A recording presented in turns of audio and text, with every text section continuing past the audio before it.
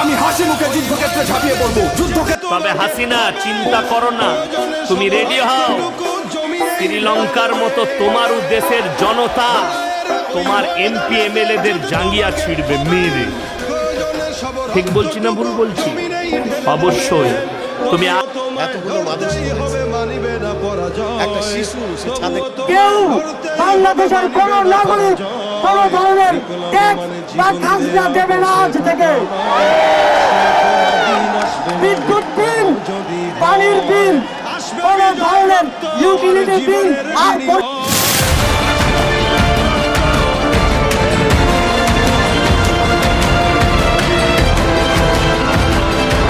সে কোনো দিন আসবে না রে, করো যদি হয়।